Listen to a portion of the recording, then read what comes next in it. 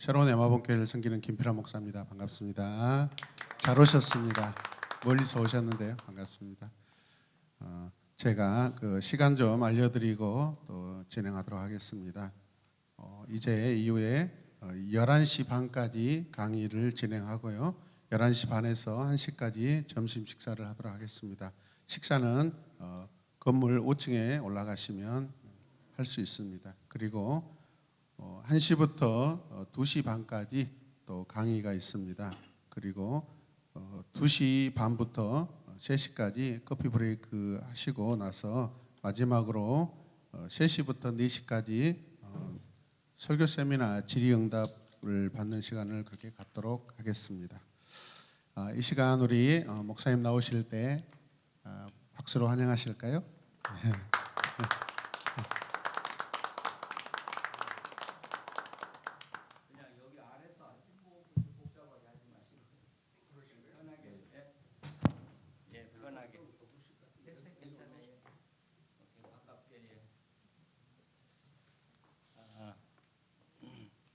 반갑습니다. 사실 오늘 같이 와서 강의를 해야 할 분 두 분이 형편이 있어서 지금 오전에 참석을 못했어요. 한 분은 갈빈신학교에서 설교학을 강의하는 구복조 목사님인데 차로 어젯밤에 서울에서 여기까지 저 데려다주고 교회 일이 있어가지고 또 올라갔을 때요. 그래 지금 기차로 또 내려오고 있는 중이거든요. 또 한 분은 포항에서 지금 또 오고 있고.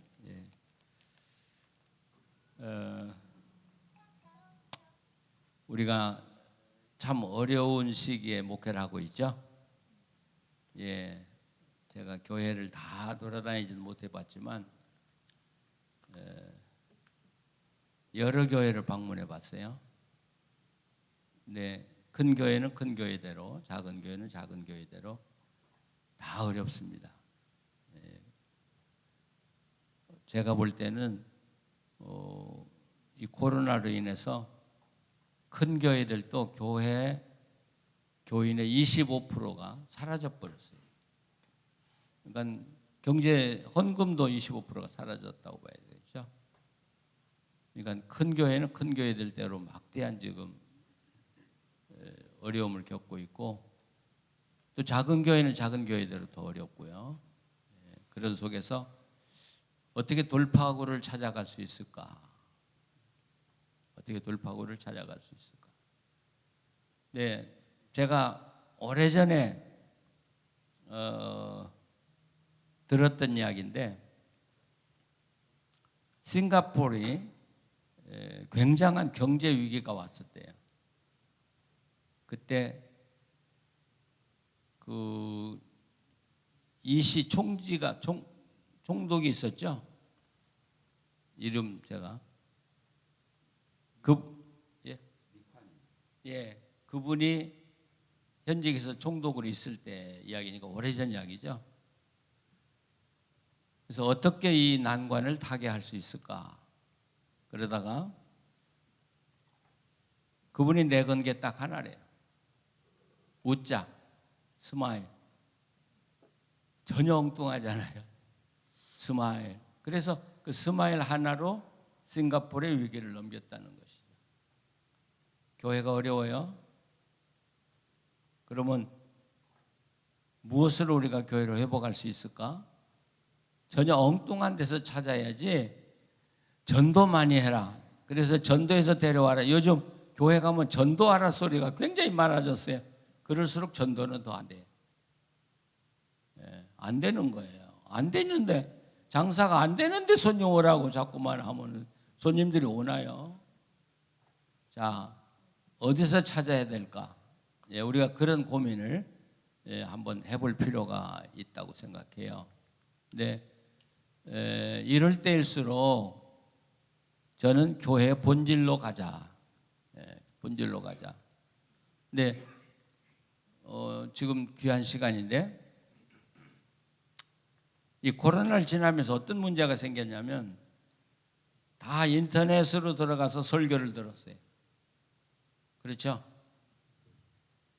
그러다 보니까 어느 목사님 설교가 좋고 어느 목사님 설교가 들을 게 없다는 걸 교인들이 너무 잘 아는 거예요. 그러면 코로나가 끝나고 오픈했을 때 자기 교회 설교가 자기 마음에 안 들었다, 유튜브 방송으로, 그런 분들이 자기 교회로 돌아가겠습니까? 이참에 교회 옮기는 거예요. 그러니까 결국 설교가 좋고 이 스몰 그룹을 통해서 성경 공부를 한 교회들은 무너지지 않았대요. 교인이 줄어들지 않았어요. 헌금도 줄어들지 않았어요. 예, 그러지 못한 교회들이 결국 교인들을 다 잊어버린 거예요.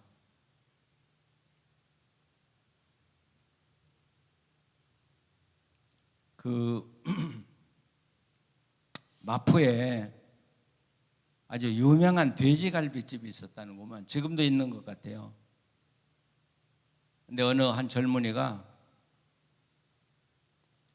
너무 장사가 안 되니까 그 집에 찾아가 사정을 했대요. 나를 좀, 이 음식을 좀 가르쳐 달라. 근데 그 마포 갈비집 할머니가 좀 마음이 후했던 것 같아요. 이 젊은이를 데리고 거의 1년을 가르쳤어요. 요리 방법을 다 가르쳐줬어요.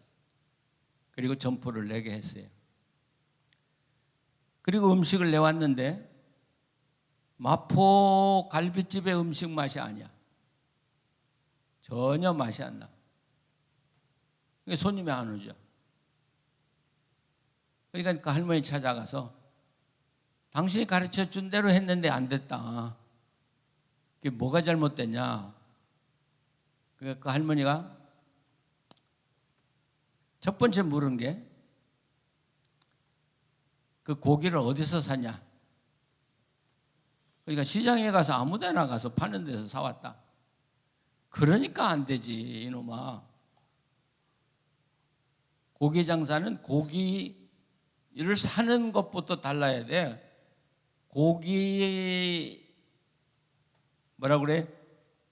고기가 결국 음식을 결정하는 거지. 네가 요리를 아무리 재료를 뿌려도 재료가 엉터리인데 맛을 낼 수 있어? 그게 설교하고 딱 맞는 거예요. 그래서 수사학에서 아리스토텔레스가 수사학의 세 가지를 이야기하죠. 이 수사학은 재판에 나가서 이길 수 있고 또 어떤 정적들과 함께 토론을 해서 이길 수 있는 방법 아니에요? 근데 이 수사학에 세 가지 원리가 있어요. 그 파토스, 에토스, 로고스 세 가지죠. 이 파토스라고는 열정이에요. 이야기를 할 때 내 혼이 들어가지 않으면 사람의 마음을 움직일 수 없다는 거예요. 그러니까 이건 설교에 아주 중요한 거예요. 내 혼이 그 설교 속에 들어가야 돼요. 이제 나중에 그런 이야기는 나중에 하지만, 그 다음에 에토스는 설교하는 사람이 누구냐가 중요한 거예요. 교인들이 교회 와서 처음, 물론 하나님께 예배를 드리지만 처음 와서 뭘 봐요? 이 교회 목사님이 누구냐를 보는 거예요. 그리고 마음에 들면 이 교회 다닐 마음이 있다. 근데 마음이 들지 않으면 나 이 교회 안 다녀. 우리 목사들의 그 목사의 인간성, 목사됨이 설교보다 더 중요하다는 것이죠. 뭐 이런 이야기 하면은 좀 미안한 이야기지만 서울의 대교회 목사님들 내가 볼 때 설교 잘 못해요. 근데 그냥 불러가. 왜? 이미지가 좋아. 옛날에 가졌던 이미지가 있기 때문에 좀 마음에 안 들어도 그냥 그 교회에 좋아서 다니는 거예요. 이미지 때문에 다니는 거예요. 그게 에토스라는 거예요. 그래서 이 현대교회는 특별히 교회 이미지를 어떻게 심느냐가 굉장히 중요해요. 목사의 이미지를 어떻게 심느냐도 중요하고 교회의 이미지를 어떻게 심느냐. 저 교회, 그러니까 제가 미국에 목회를 하러 가니까 만나는 사람마다 성경 공부, 나만 보면 성경 공부 그래요. 그리고 어떤 분들 목사님은 성경 공부로 소문이 났대요. 그러더니 진짜 성경 공부 하나로 교회가 성장한 거예요. 그래서 달라스는 시골이나 마찬가지인데 시골에 아주 작은 교회, 뭐 별 볼품 없는 교회인데 한 5년 지나니까 5년, 10년 지나니까 미국 장로교회에 속한 한인교회 중에 두 번째 큰 교회가 된 거예요.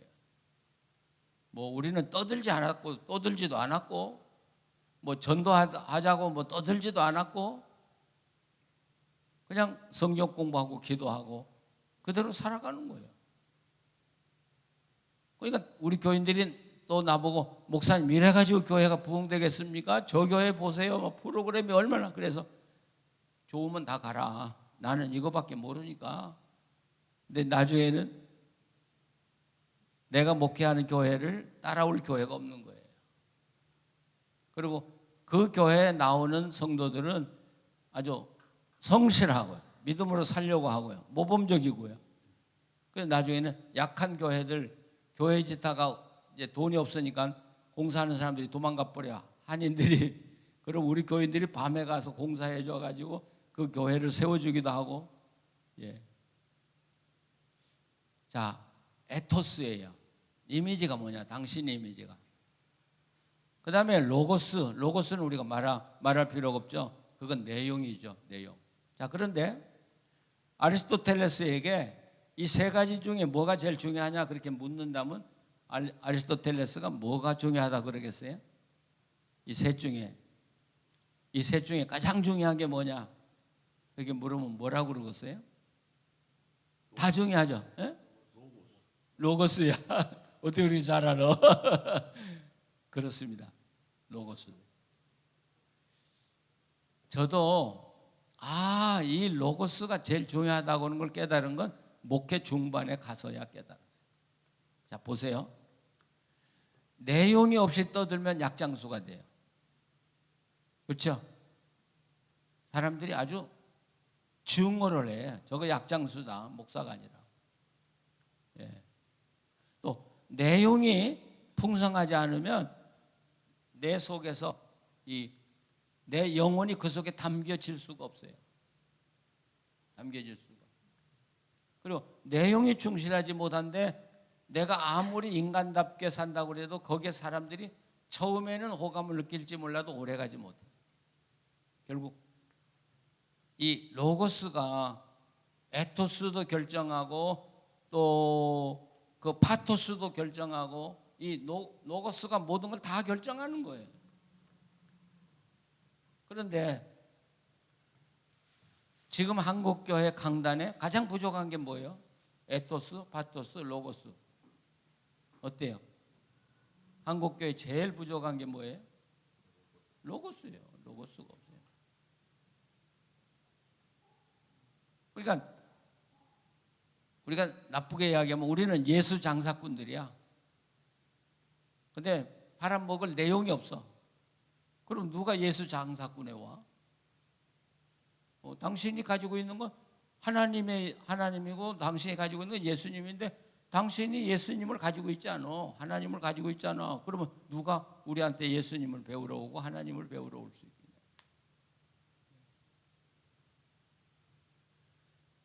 그래서 저는 사실 로고스를 강조하는 목사예요. 뭐 웅변이 아니고 로고스를 강조. 요즘 이제 제가 나이도 많으니까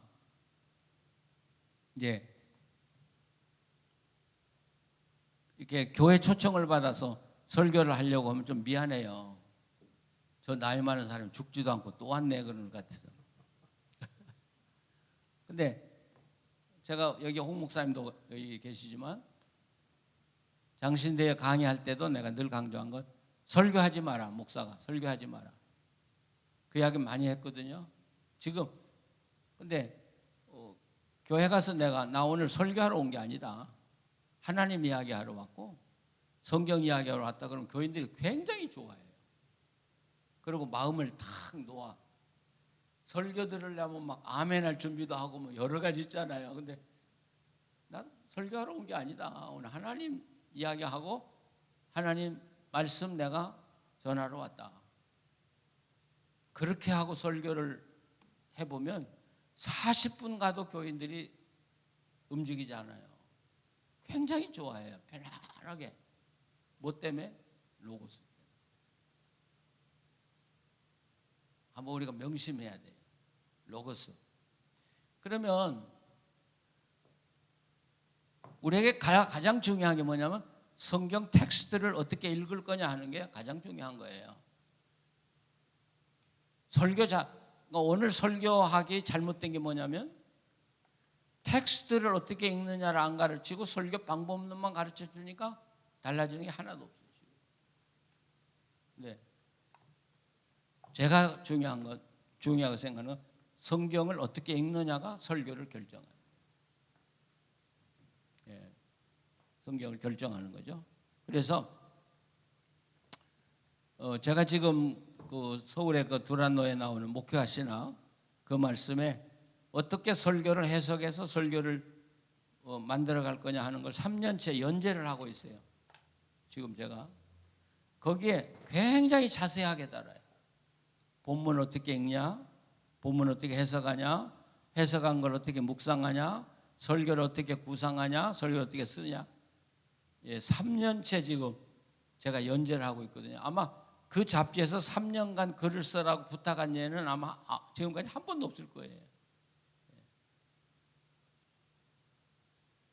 근데 제가 그 본문을 연구하면서 본문 읽기와 해석까지만 하면 이미 설교가 작성이 돼 나와. 뭘 어떻게 설교할까, 뭘 설교할까 염려할 거 하나도 없어요. 본문 가지고 씨름을 하다 보면. 자, 그러면 성경을 어떻게 읽을까? 성경을 보는 두 가지 관점이 있어요. 하나는 전통적인 관점, 교리적인 관점. 그렇죠? 성경을 딱 읽으면 이건 믿음이야, 이건 의야, 이건 전도야, 이건 헌신이야, 뭐 이런 식으로. 예. 그건 다시 말하면 조직신학이나 교리에 의해서 성경이 익혀지는 거예요. 그러면 조직신학이나 교리가 위에 있는 거예요? 성경이 위에 있는 거예요? 성경이 위에 있어요. 근데 성경이 조직신학 밑에 갇혀져 버렸어요. 예, 갇혀져 버렸어요. 그러니까 성경이 말하고 싶은 것을 말을 못해요. 성경이 얼마나 답답하겠어요. 내가 말하려는 건 그게 아니다 이놈들아. 내가 말하려는 건 이거야. 근데 우리는 내가 생각하는 걸 가지고 성경을 꼼짝 못하게 하고 내 생각을 가지고 설교를 하려고 하니까 성경이 엉뚱하게 풀어나가지도 않고 교인들에게 정말 하나님을 바로 보여주지도 않더라는 것이죠.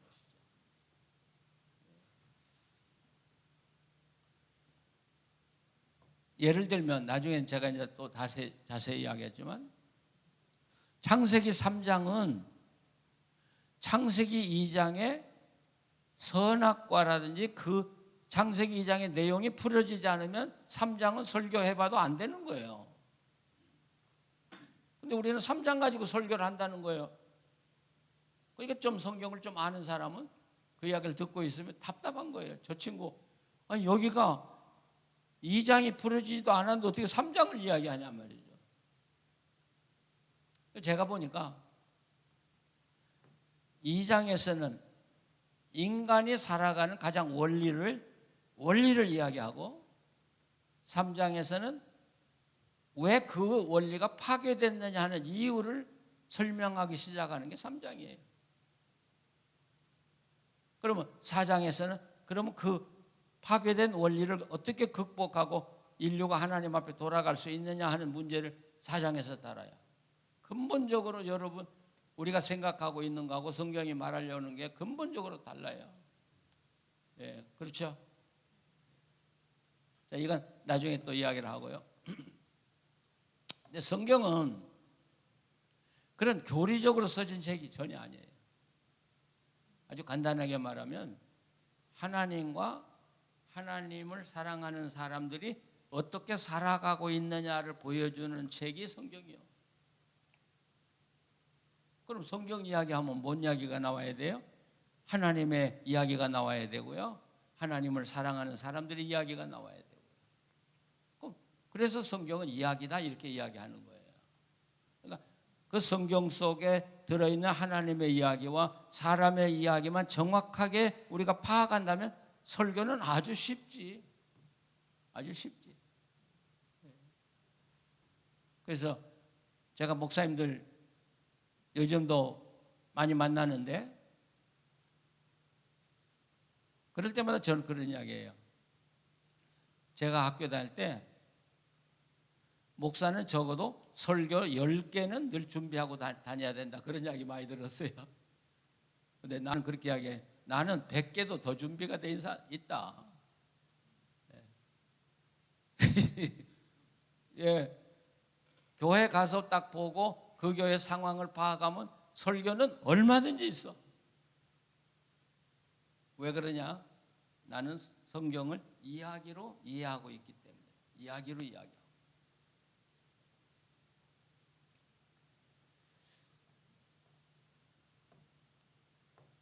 자, 그 다음에 또 하나 우리 전제는 이야기 설교와 전통적인 설교의 차이가 뭐냐? 전통적인 설교는 우리가 설명을 하려고 그래요.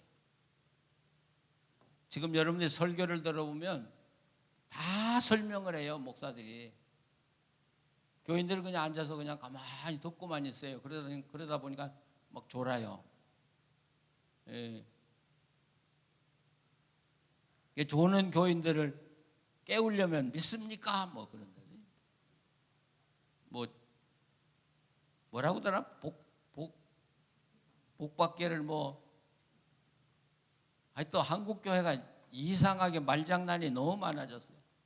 제 입장에 볼 때. 예. 그런데 이 내러티브 설교는 설명하는 게 아니고 보여준다고 봐야 되겠죠. 보여준다. 또 다른 말로 말하면 그 성경을 함께 풀어가는 설교예요. 함께 풀어가요. 교인들과 내가 잘라서 가르치는 게 아니라 교인들과 내가 함께 그 성경을 풀어가면서 봐라, 성경이 이렇게 이야기하고 이렇게 보여주고 있지 않냐, 이런 이야기를. 그게 근본적으로 차이가 있어요. 근데 설교가 설교냐, 아니, 설명이냐, 보여주는 거냐, 이 구분만 할 줄 알아도 설교가 굉장히 발전하는 사람이죠. 근데 신학교 때 설명하는 것만 계속 배워왔기 때문에 보여주는 설교하기가 어렵죠. 여러분 어때, 정 목사? 어려워요. 예, 나도 초기에 어려웠어요. 그래서 설교를 금요일 날 맞춰놓고 토요일 날은 놀아요. 나는 토요일 날 설교 준비하고도 책상에 있지 않았어요. 돌아다니면서 교인들도 만나고 신방도 하고 놀기도 하고, 그러면서 내가 준비해 놓은 설교가 다 설명해 놓은 건데 그것을 놀면서 보여주는 것으로 바꿔가기 시작합니다. 그래서 토요일 날 저녁에 컴퓨터 열고 설명하는 걸 보여주는 것으로 자꾸 바꿔가요. 그리고 주일 아침에 다시 일어나서 다시 바꿔가지고 올라갈 때는 그래도 한 50%는 보여주는 설교를 가지고 올라가는 거예요. 자, 아주 개념적인 이야기를 제가 했는데, 자, 그러면 이제 성경을 어떻게 다뤄야 설교가 될까? 예, 그 이야기를 좀 해보고 싶어요. 제가 그 삭개오 이야기를 참 많이 다루는데, 누가복음 19장에 성경책을 펴보시죠. 다 알고 있는 이야기지만 다시 한번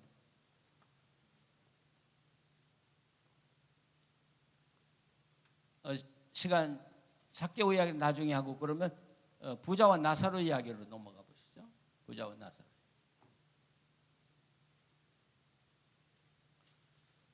한번 성경을 여러분이 찾아보시고요. 누가복음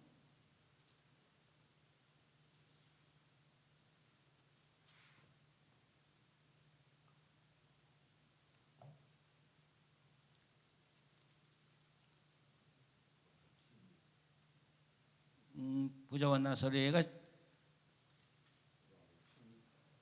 16장, 예, 거기 16장 19절이죠.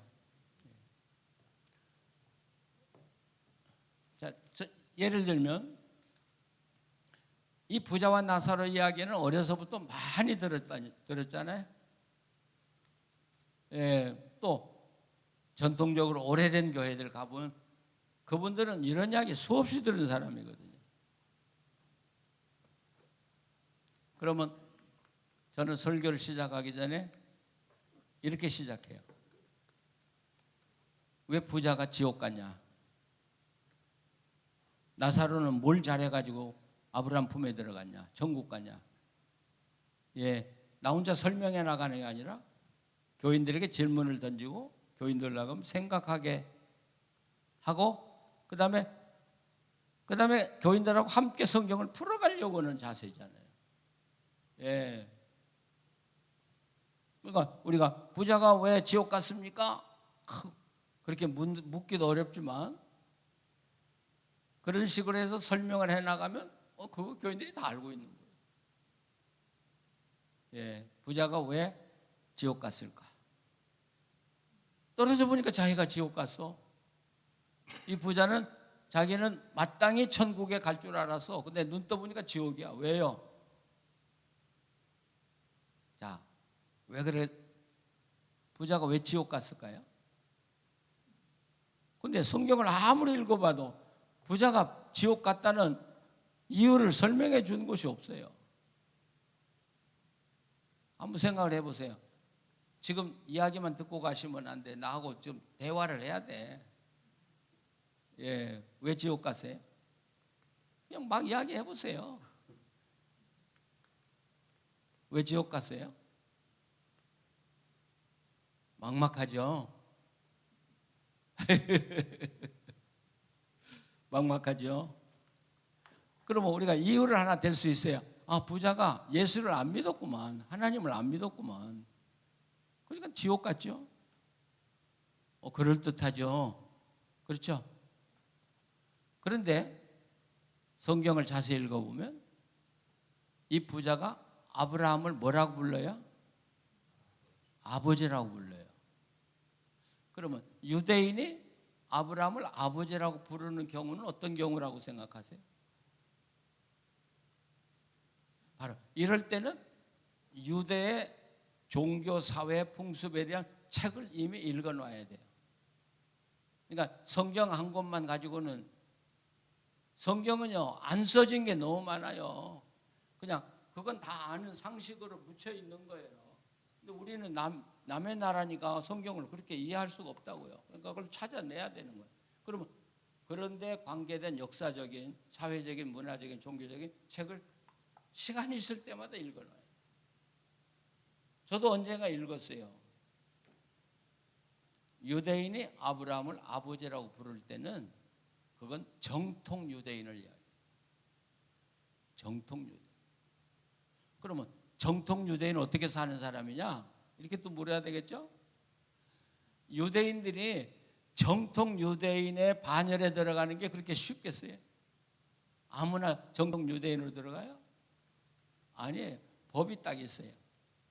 첫째, 회당 예배를 반드시 참석해야 돼요. 회당 예배 참석하지 않으면 쫓아내버려요. 유대인들은 유대인 사회에서 쫓아내버려요. 두 번째, 유대인들은 11조를 했어요. 반드시 해야 돼요. 11조. 세 번째는요, 친교를 굉장히 중요시해요. 유대인들은 친교.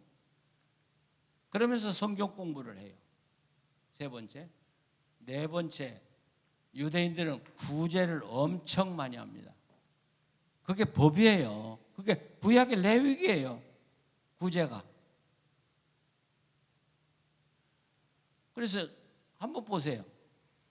유대인 그러면 인색하다고 그러는데 우리 부자들이 장학금으로 내놓는 돈은 뭐 많이 내놔도 100억이 안 넘어가. 근데 유대인들이 내놓는 구제금 얼마 정도 내놔? 빌 게이츠라든지 뭐 이런 뭐 이 친구들이 다 유대인인데 이들이 내놓는 장학금 얼마요? 예, 조로 나가. 그게 유대인들이에요, 여러분. 그래서 유대인들은 우리가 있는 한 유대인들에게는 굶주리고 헐벗고 그 버림받은 유대인은 없어야 된다. 이게 유대인들이에요. 그러니까 자기들이 어떻게든지 다 먹여 살리고. 자, 더 긴 이야기는 자. 그러면 정청 유대인이면 이분이 하나님을 잘 믿었어요, 안 믿었어요? 믿었어요. 그러면 구약적인 개념으로 봐서 지옥에 갈 이유가 없어요. 그거 왜 갔어요? 자꾸 물어. 자꾸 물어요. 왜 갔어요? 아, 거지를 안 돌봐서 그랬나 보지. 예, 유대인들은 구제를 많이 한다 그러는데 자기 집 앞에 있는 거지가 있는데 거지를 돌보지 않았는데요.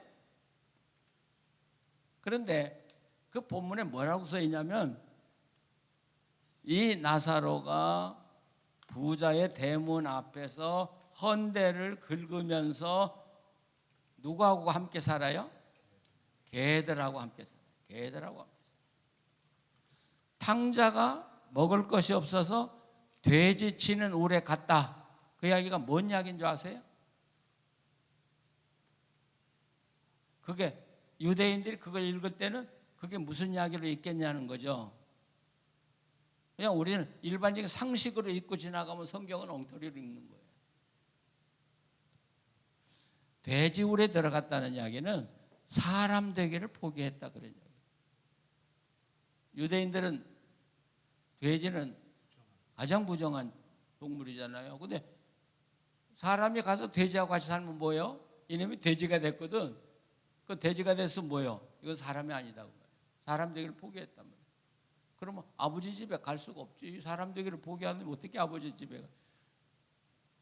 이게 유대의 배경을 이해를 해야 그 본문이, 성경은 그냥 돼지울에 치러 갔다, 먹고 살기 위해 갔다 이렇게 이야기하지만 그 이면에 들어있는 그 사회적인 배경을 우리가 이해를 해야 되기 때문에 성경 외에 다른 많은 책들을 읽어 놔야 된다는 이야기예요. 자, 그런데 문제가 유대인이 생명처럼 지키는 게 두 가지가 있어요. 하나는 안식일이에요. 안식일 안 지키면 유대인 아니야. 무조건 아니에요. 두 번째는요,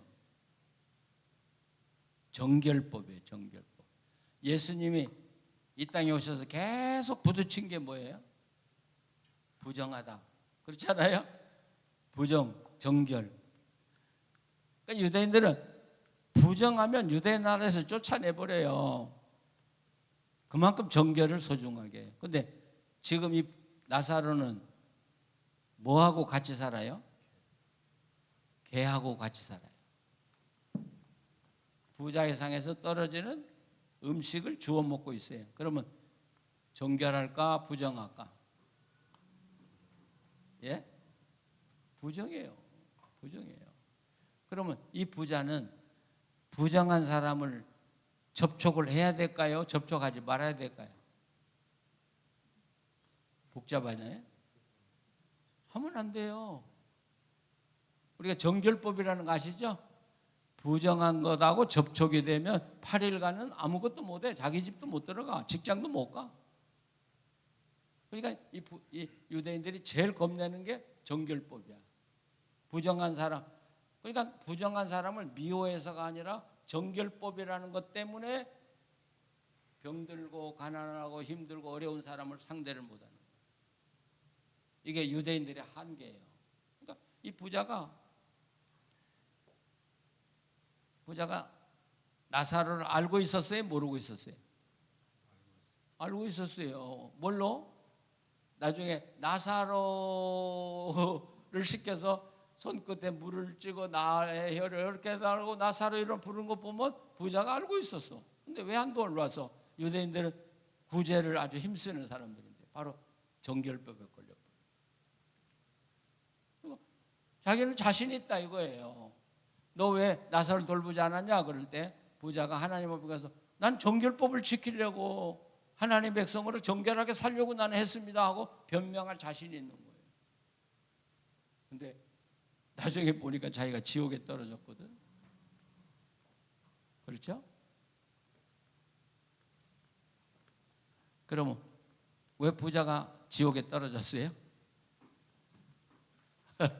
계속 물어야 돼. 예. 저는 설명을 하지 않잖아요. 계속 같이 함께 지금 생각하면서 가잖아요. 왜 지옥에 떨어졌어요?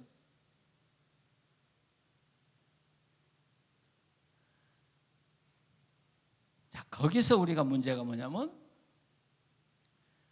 신앙이라고 하는 것은, 믿음이라고 하는 건 내가 생각하는 믿음과 하나님이 생각하는 믿음이 다를 수 있다 그 말이에요. 다를 수 있다.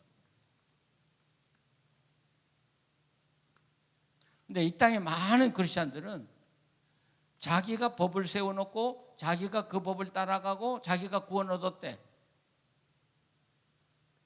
이건 꼭 뭐와 같냐면 내가 출제해놓고 내가 시험 보고 내가 채점하고 내가 합격한 사람이야. 그런 법이 어디가 있어? 지금 이 땅의 크리스천들의 문제가, 목사들의 문제가 뭐냐? 하나님이 원하는 목사가 아니야. 자기들이 기준을 세놓고 자기들이 살고 자기가 경건하고 자기가 훌륭한 목사래. 그러면 나중에 심판은 누가 하셔? 자기가 해요? 하나님이 하시잖아요. 그러면 누구만 하나님 나라 들어갈 수 있겠어? 하나님의 기준에 맞은 사람이 가는 거지, 법을 지키고 정결법을 지키고 한 사람이 하늘나라 들어가는 건 아니란 말이에요.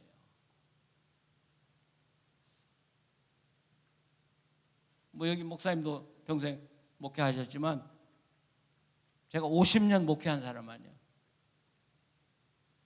얼마나 많은 신자들을 내가 봤어요. 자기 멋대로 기분에 젖어서 한 사람들이 마지막에 어떻게 되는가를 나는 50년 동안 살면서 다 본 사람이야. 그럼 반대로 나사로는 뭘 잘해서 그러면 그 아브라함의 품에 들어가요? 아브라함의 품에 들어갔다는 이야기도 상당히 이미지인데, 그러니까 아브라함과 식탁에 앉아서 이렇게 비스듬히 누워서 밥 먹는 걸 이야기해요. 그게 아시죠? 유대인의 식사법. 이렇게 비스듬히 아브라함의, 그러니까 아브라함이 여기 앉아 있고 아브라함에게 기대서 밥을 먹는 사람은 그 사람이 귀빈이야, 귀빈. 오너 게스트가. 예수님이 그렇기 때문에 예수님 옆에 앉은 사람이 그게 오너 게스트예요. 그게 가룟 유다예요. 아니, 그럼 나사로가 아브라함의 식탁에 앉아서 그 천국의 그 식탁을 즐길 수 있는 축복을 받은 이유가 뭐냐는 거예요. 아무것도 한 게 없어요. 부정하고 개하고 살았고요. 근데 여기서 딱 하나 우리가 눈에 띄는 게, 예수님이 부자의 이름은 안 불러. 근데 누구 이름은 있어요? 나사로 이름은 있어. 야, 이거 희한하네. 그럼 부자가 천국 갈 때 자기 이름 부자를 달고 가. 그럼 하나님이 알아보실까? 부자라는 이름은 천국 생명책에 없어. 부자라는 건. 그러니까 여러분, 나는 장로요. 나는 목사요. 예, 전국에 가서 넌 누구냐 그러면 저 이 목사인데요. 그러면 야 이놈아, 이 목사는 없어. 여기 저 이 장로인데요. 이 장로는 없어. 오늘 이 땅에 하나님 앞에 신실한 한 사람으로 살기보다는 목사로 사는 사람 너무 많고 장로로 사는 사람 너무 많아. 정말 세상 너무 잘못됐어요. 우리 한국 교회.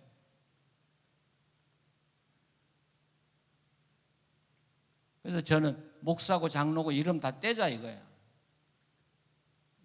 떼고 정말 하나님 앞에서 한 개인으로 살아가자는 거지. 그렇게 돌아가야만이 한국 교회가 살 수 있고 바로 될 수 있다.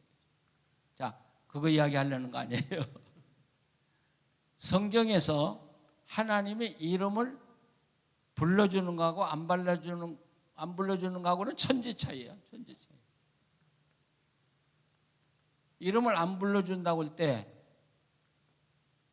하나님 뭐라고 그래? 난 널 몰라. 제가 누군데요? 제가 이 목사인데요. 아니, 난 넌 몰라. 네, 나사로는 하나님이 그 이름을 알았어요. 예수님이 나사로.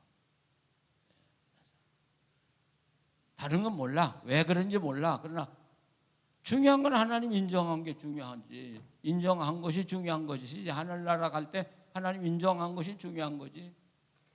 내가 나를 자랑한 게 중요하지 않잖아요. 자, 그러면 지금 여러분들하고 제가 이렇게 이야기를 나누는 사이에 부자와 나사로 이야기를 다 달았어요. 다른 것 같지 않은데 다 달았어요. 그럼 이제 결론으로 들어가야 되겠죠? 이렇게 이야기로 다루는데 15분 걸려. 그럼 설교로 다루면 이렇게 다루면 20분 가잖아요. 그럼 결론으로 들어가요. 어떻게 살 거예요? 예, 어떻게 살 거예요? 교인들한테 교리적으로 살 거냐? 하나님 말씀대로 살 거냐? 교리적으로 사는 사람들 너무 많아요. 그 사람들이 잘 믿는 것처럼 또 보여요. 교리적으로 사는 사람들이. 특별히 우리 장로교회는, 여기 장로교 목사님들 대부분이죠. 칼빈에 의해서, 우리 칼빈에 의해서가 아니라 칼빈 주의에 의해서 너무 잘못 배웠어요. 우리가 한 번 구원받으면 절대로 우리를 버리지 않는다. 맞아요? 틀려요? 큰일 났네. 장로교의 뿌리를 흔들어 버렸으니까. 저는 장로교 집안에서 태어나서 장로교에서 자라고 장로교 목사 평생 하고 은퇴한 사람이에요. 장로교 신학교에 가서 5년 강의한 사람이고.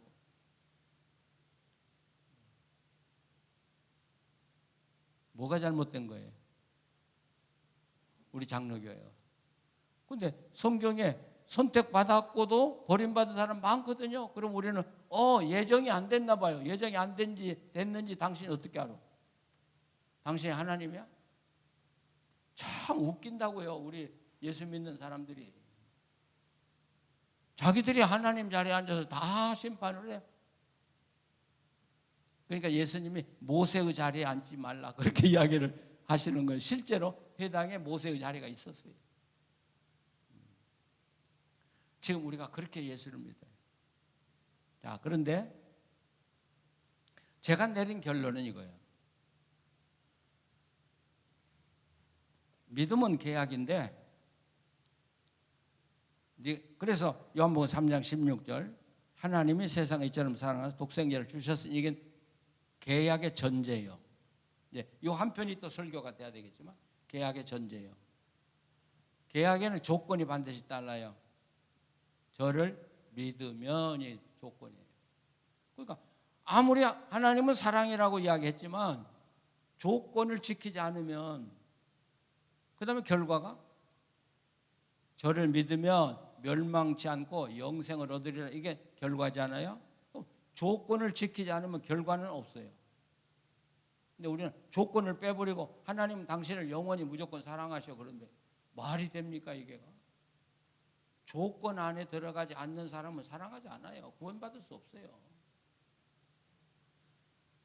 자, 그렇기 때문에 하나님의 사랑은 불변해요. 하나님의 결정은 절대 변하지 않아요. 그러니까 하나님 우리를 선택했다면 하나님의 사랑은 절대로 우리를 버리잖아요. 지옥에 넣지 않아요. 맞아요, 그것은요. 그러나 내가 하나님을 버렸을 때도 하나님 나를 버리지 않냐? 어떤 분들은 그래도 하나님은 예정됐기 때문에 끝까지 사랑하셔서 결국 구원하십니다. 그럼 사울은 왜 버림받았어요? 가룟 유다는 왜 예수님을 끝까지 배반했어요?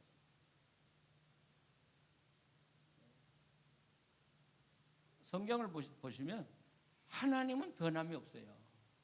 사람이 하나님과의 계약을 어길 때는 하나님도 그를 어떻게 할 수가 없는 게 자기 스스로 걸어서 멸망의 길로 걸어가는 게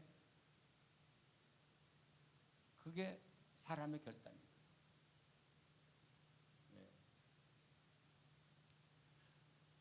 그럼 지금 이제 그러면 이 부자와 나사로 설교의 결론은 어디로 들어가겠어요? 당신이 세운 법에 의해서 룰에 의해서 예수 믿지 말고 하나님 말씀 놓고 정직하게 신앙생활해라. 하나님 마음에 맞는 신자가 되라고 해야 이게 바른 설교죠. 무조건 하나님 당신들 버리지 않아. 영원히 사랑. 이건요 맞는 것 같은데 틀려요. 그러니까 우리가 하나님 대신해서 후하게 구원을 팔아먹는 거야. 우리 멋대로. 우리가 그렇게 지금까지 설교를 해왔어요. 자, 부자와 나사로 지금 본문 달았어요. 본문을 어떻게 보여주는 식으로 설교할 수 있는가를 제가 이야기했어요. 이렇게 설교를 하면 뭐가 달라질 것 같아요? 이렇게 설교하면 뭐가 달라질 것 같아요? 삶이 달라져요. 예. 믿음 생활도 달라지고 삶이 달라져요. 예. 삶이 달라져요. 그리고 이렇게 설교하면 또 뭐가 일어날 것 같아요? 참 이상해요. 이렇게 설교하면요 교인들이 굉장히 기뻐해요. 굉장히 기뻐해요. 제가 수없이 많은 교회 다니잖아요. 예.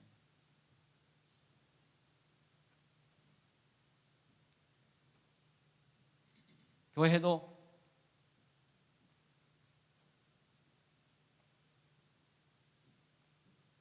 굉장히 좋은 교회들 다니면서 제가 설교하잖아요. 예를 들면 뭐 몇천 명 모인다고 봅시다.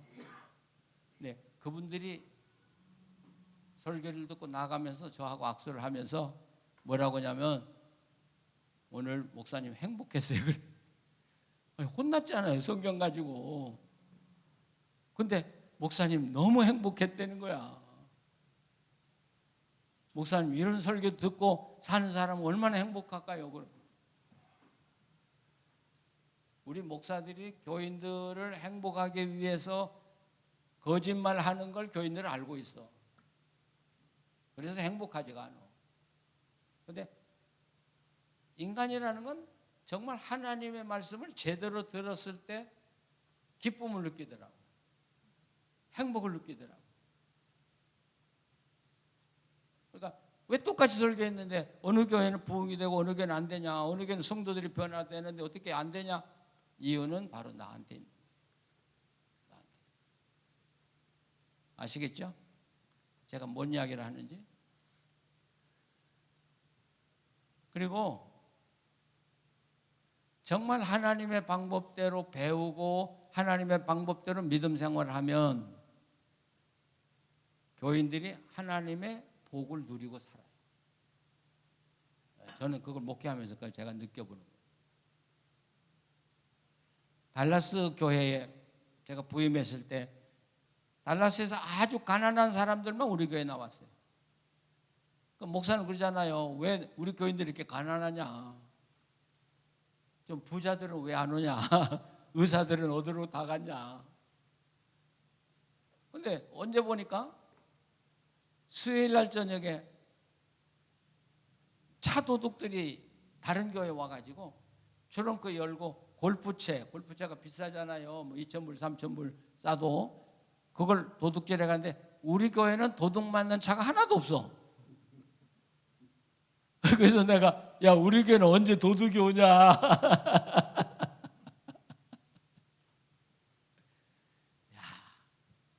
그랬다고요. 그런데 한 5년 지나니까 우리 교인들의 차가 다 바꿔지기 시작하는 거예요. 이제 도둑이 올까 봐서 이제 걱정하기 시작하는 거예요. 우리 교인들이 저한테 와서 고백하는 게 목사님, 제 삶이 수입이 변한 것도 아니고 장사가 변한 것도 아니었는데 우리가 왜 이렇게 잘 살아요?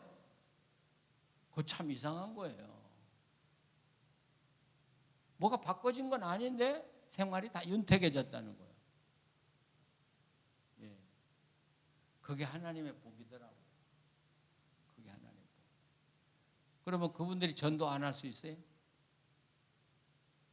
그런 교회를 보고 그 지역의 사람들이 이 교회 오고 싶지 않아요? 오기 시작하는 거예요. 그러니까 이웃교회 목사님들이 나한테 전화를 해서 항의를 하는 거야. 왜 우리 교회 뺏어가냐? 뭐 우리 교회 무슨 의사도 당신 내 교회로. 그래서 나는 그래? 그럼 와서 데려가. 예, 내가 이름 다 적어줄 테니까 다 데려가. 그럼 그 사람 목사님들이 데려가려고 해서 데려가줘요?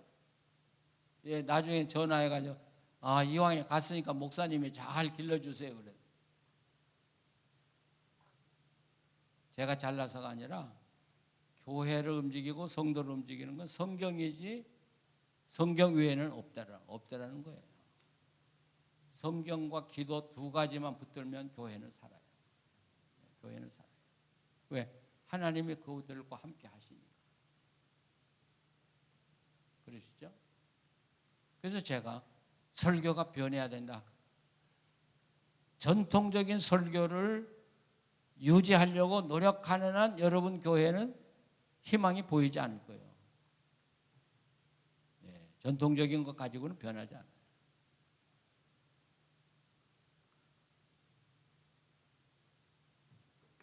그래서 한번 이렇게 생각해 보세요. 신촌 성결교회 있죠?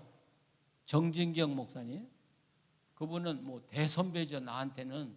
근데 저를 굉장히 사랑해 주셨어요, 그분이. 근데 한번 만났더니 당신 은퇴하고 후임자를 데려왔대요. 그 정진경 목사님 후임자가 지금 은퇴했죠.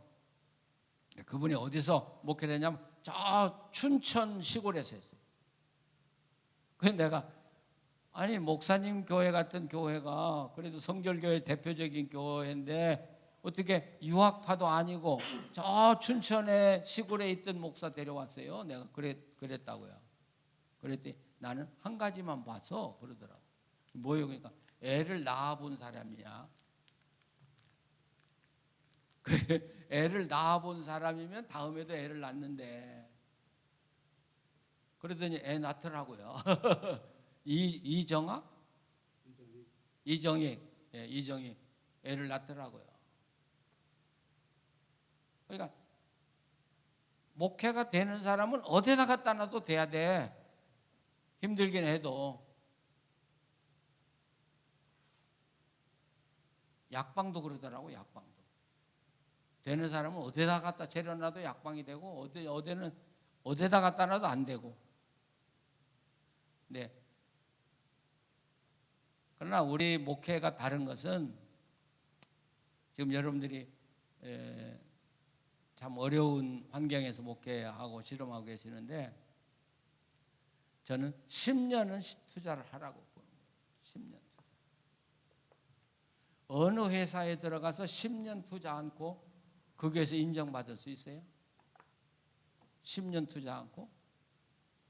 근데 우리는 그냥 단기간 내에 하나님의 은혜고 하나님의 능력이면 뭐 단기간에 뭐가 달라진다고 생각하는데 하나님을 오해하고 있는 거예요. 하나님도 나를 바라보고 계시고 나를 시험하고 계신다는 사실을 꼭 기억해야 돼요. 그래서 우리가 하나님 앞에 살려면 좀 지독한 면이 있어야 돼. 하나님, 난 굶어 죽어도 이 길만 가겠습니다. 예. 누가 안 알아줘도 나 이 길 가겠습니다 하고, 나도 그렇게 산 사람이에요. 젊었을 때. 근데 어느 기회가 딱 되니까 뭔가 삶이 풀어지기 시작하는. 근데 우리는 단기간 내에 노력해보고 단기간 내에 안 되면 또 때려치고 단기간 내에 우리는 아니에요. 하나님은 그런 하나님은 아니에요. 그래서 저는 지금부터라도 사실은 제가 주 강의를 하려고 온 건 아니에요. 나는 오늘 저녁부터 이 교회 집회하러 온 사람이지. 근데 제가 서론적인 강의를 오전에 해주고 이제 오후에는 실제로 그분들이 어려움 속에서 목회를 해본 분들의 이야기를 또 설교를 해본 분들의 이야기를 여러분이 듣고 그게 더 좋을 것 같아요. 예. 자, 그러면 지금 이제 한 18분 남았는데 여러분들이 저한테 질문하고 싶은 거 있으면 질문을 하면 제가 대답을 하는 게 좋을 것 같아요. 목사님, 예. 잠깐 예. 10년 정도 이렇게 투자를 하라고 하셨는데 예. 구체적으로 책임일체 준비해야 될 그런 부분들에 대한 것들 예. 구체적으로 좀 배우고 싶은 마음이 좀 간절하거든요. 제가요. 예, 고마워요. 서울에서 잘 나가던 목사였어요. 예, 어른만 한 1,700명 모였으니까 아이들까지 한 3,000명 되는데 갑자기 시골에 교회로 제가 저 달라스로 갔잖아요. 이 교회. 근데 그 교회는 어른이 교회도 한 6, 70년 된 건물에다가 교인도 어른 많이 잡아도 20명이 안 되는, 그리고 달라스 제일 어렵고 가난한 사람들. 처음에 거기 가니까 너무 답답한 거예요. 서울에서 뭐 그냥 날개 달고 살던 사람이 다 접고 거기 시골에 가서, 달라스는 시골에서 찾아오는 사람도 없고 내가 찾아갈 곳도 없어요. 그래서 새벽기도 끝나면 큰 호수가 많아요. 호숫가에 가서 많이 울었어요. 내가 그때 불렀던 찬송가가 울려고 내가 왔던가라고 그러네. 내가 여기 왜 와? 왜 와서 이렇게 내가 살아야 돼? 그러다가 생각해 보니까 하나님이 나를 이곳에 보내셨다면 뭔가 나를 통해서 하시고 싶어서 나를 보냈지 그냥 보내지는 않았을 것이다. 그러면 내가 할 일은 뭐냐? 교인도 50명, 그건 시골교회 이야기고, 교인도 얼마 안 되니까 신방도 뭐 몇 주 하면 다 대신방도 다 끝나. 그리고 농촌교회 목회해 봤어요. 50명 남무여는 게, 농촌교회 목사가 시내 나가면 시내 교인들이 무시해요. 너는 오직 못나서 그런 교회 하고 있냐? 사실이에요. 내가 경험한 사실이에요. 그때 내 속에서 죄송해요, 오기가 나는 거예요. 10년만 두고 봐라. 당신네들이 나한테 무릎을 꿇도록 내가 해주마. 그런 오기까지 생기는 거예요. 나 창피 다 당해봤어요. 그래서 서울을 안 갔어요. 우리 친구들 서울에서 잘 나가고 말이죠. 그럼 뭐 해야 되겠어요? 나한테 남는 건 시간밖에 없는 거예요. 달라스에서 찾아오는 사람도 없고. 그래서 작정을 했어요. 새벽기도 끝나고, 그때 달라스에서 새벽기도가 5시 반에 시작하면 6시 반에 끝나죠. 그럼 한 30분 기도하고 7시부터 내 방에 들어가서 문 다 걸어 잠그고 9시 반까지 직원 예배가 시작될 때까지 성경을 연구하고 책을 읽기 시작합니다. 10년, 20년 했어요. 20년. 그리고 그걸 가지고 교인들하고 나눈 거예요. 그런데 목사가 성장하니까 교회가 성장하기 시작하는 거예요. 이유가 하나도 없어요. 계속 교회가 성장해요. 계속 성장. 20년을 투자하니까 나는 내가 그렇게 성경 박사인 줄 몰랐어. 그리고 은퇴하고 신학교를 딱 갔지. 여기 우리 정명 목사님도 있고 우리 홍 목사님 그 후에 박사과정도 했지만 나는 신학생들이 나를 알 수도 없는데 내 강의 들어올까 그렇게 생각을 했어요. 목회만 하다 간 사람인데.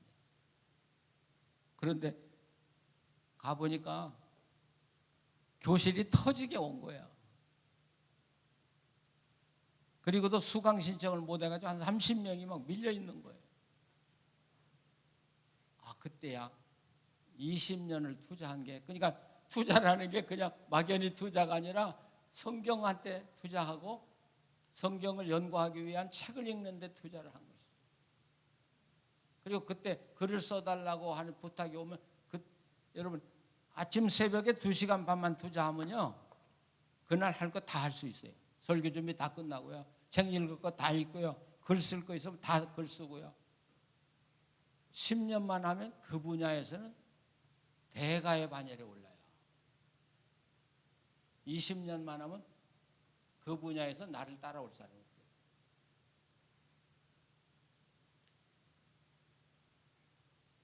그래서 저는 우리 목사님들이, 저는 하나 더 이야기하고 싶은 건 정치를 한다든지 쓸데없는 모임에는 참석해 본 적이 없어요.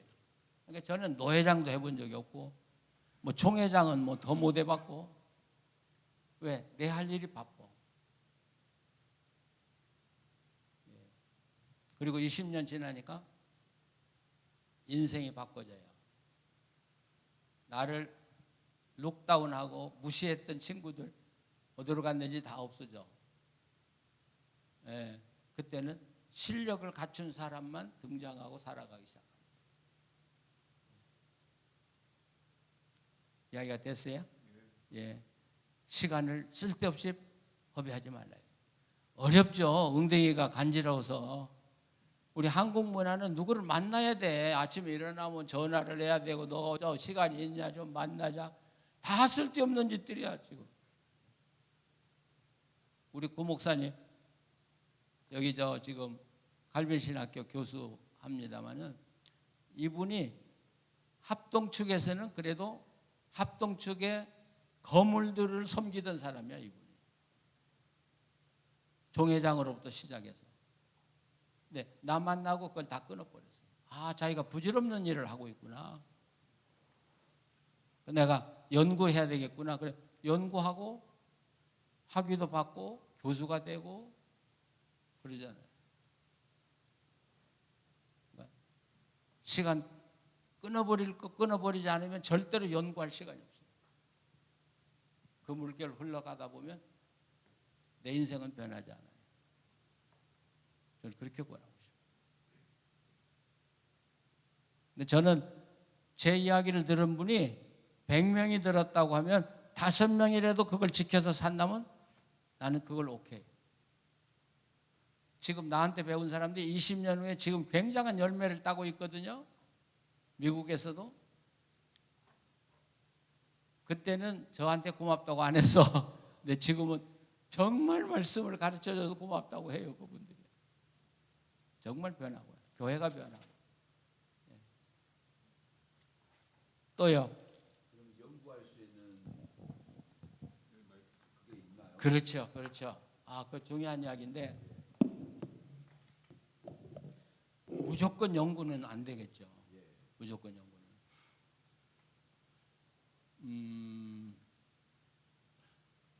제가 만약 제 방법을 배우고 싶다면, 그래서 책을 쓰기 시작한 거예요, 제가. 근데 우선 창세기에서부터 에덴에서 가나안까지 1권, 사사시대로부터 다윗왕국 시대 2권, 이번에 나온 왕들의 이야기 열왕기 전후서 3권이 나왔어요. 그래서 창세기에서부터 열왕기 역대기까지 손을 댔는데 그 책을 놓고 그러니까 그 책을 소설처럼 읽어가면 안 돼. 예를 들면 창세기 1장이면 성경 창세기 1장을 읽고 나 같으면 이 본문을 어떻게 다룰까를 생각하다가 노트를 가지고 적어보고요. 그리고 제 책에 창세기 1장을 다룬 그 본문을 읽어보라고요. 그리고 2장도 그렇게 읽고 선악과를 어떻게 다루고 있는가를 읽고 그 다음에 내 책을 읽어보고 이렇게 해서 나가면 11기까지는 아무리 시간이 많이 걸려도 2년이면 된다고 봐요. 2년이면 서둘지 말고. 또 하나 팁을 주면 그걸 연구한 걸 가지고 설교를 하라고. 창세기 1장 나는 1장을 그러니까 성경도 한 절씩 설교하는 건 나쁜 거예요. 그건 설교 해석이 아니에요. 패러그래프이 나눠진 걸 나눌 수 있어야 돼요.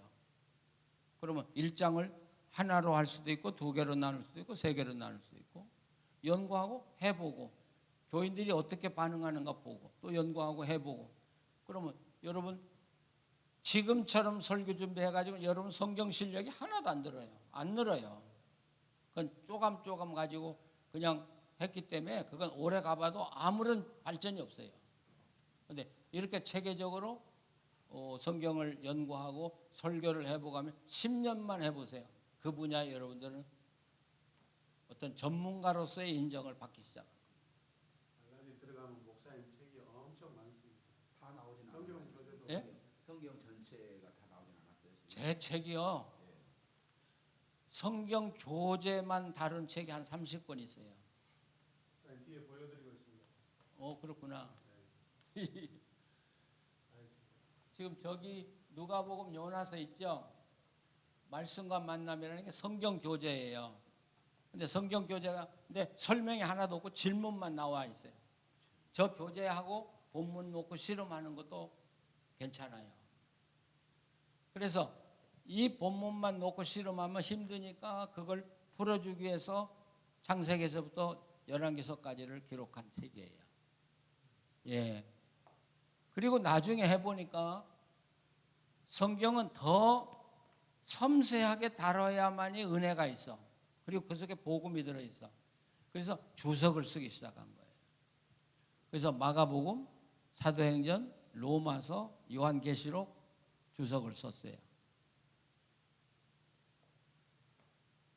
이게 다 지금 성경 공부 교재거든요. 앞으로 돌이켜 보셔서. 예. 자, 로마서 주석 상하로 나왔죠. 상하권. 사도행전 주석 나왔죠. 마가복음 주석 나왔죠. 근데 이 주석은 그동안 주석 책하고는 상당히 달라요. 그러니까 처음부터 이거 이상하게 다루네 그렇게 하지 마시고 꾸준히 가보셔야 돼요. 책을 한 권을 떼봐야 그 성경이 뭔가를 알 수 있더라고요. 그리고 이제 이 신앙의 기초는 1번 성경 공부죠. 여기 내러티브로 성경 읽기는 지금 제가 이 부자와 나사로 다른 방법으로 어떻게 성경 읽을 수 있는지 기본적으로 성경 본문을 다루고 내가 실제로 달아준 그 과정이 그 내러티브로 성경 읽기라는 책 속에 들어있어요. 그리고 이제 설교를 배우기 시작하려면 이제 이야기 설교학이라고 이 이야기 설교학 책은 많은 신학교에서 다 교재로 쓰고 있더라고요. 어느 설교학 교수가 나를 만나되 목사님이 한 것 중에 제일 잘한 거가 이야기 설교학 쓴 거예요 그러더라고. 예, 이제 참고 그분과 함께 살아가기는 이야기는 요한복음이에요. 근데 저런 거 보고 베껴서 설교하면 발전이 없어요. 나중에 여러분들이 정말 요한복음을 다 하고 참고를 한다든지 요한복음을 할 때 지혜롭게 사용하셔야 되고, 예, 우선 여기 사사들과 왕국의 시대가 여호수아서부터 사사기까지 사무엘상하 쓴 책이고요. 그 다음에 조금 이게 다 교재예요. 성경 공부. 설교 구상은 유진 라우리 교수의 그 내러티브 설교, 이 빈내리 교회를 어떻게 목회했는가가 나온 책이고요. 예, 이번에 나온 것이 이제 저건 요한계시록 목회 파라다임. 제가 쓴 책이 한 60권이 넘으니까 여러분이 처음부터 다 다르려면 그냥 뭐가 할지 모르니까 내가 볼 때는 성경 교재 1권을 갖다 놓고 싸움을 하든지 에덴에서 가나안까지 그 책 한 권을 다 사지 마세요. 하나만 갖다가 그 본문하고 씨름을 해보세요. 먼저 씨름을 해보시고 설교를 해보시고, 예, 3년만 하면 여러분의 뭔가 여러분이 달라지고 교회가 달라지는 걸 느끼기 시작해요. 3년만 해보시고 제가 해보니까, 예, 또 한 번 질문 더 할 수 있겠어요? 오후에는 저는 쉬러 들어가니까 여러분 못 만나요. 그러니까 이제 우리 구 목사님하고 장 목사하고 오면은 만나서 이야기를 해보면 좋을 것 같아요. 설교를 강의식으로 쭉 그렇게 성경 전체를 집사님 설교하시고. 예, 그게 역시 좋더라고요. 예를 들면 사도행전을 3번을 하는 거예요, 설교를. 근데 교인들이, 특별히 우리 영어권들이 처음에 사도행전을 공부할 때는 교회가 뭐냐를 배웠대요. 근데 두 번째 사도행전을 배울 때는 성령이 누구신가를 배웠대요. 세 번째는 선교가 뭔가를 배웠대요. 예. 근데 한편 쪼감쪼감 설교하는 건 절대로 큰 변화가 없어요, 교인들이. 성경 한 권씩을 달아줄 때 그 한 권이 주는 묵직함, 예? 묵직함. 그게 목사도 변하고 교인도 변하고.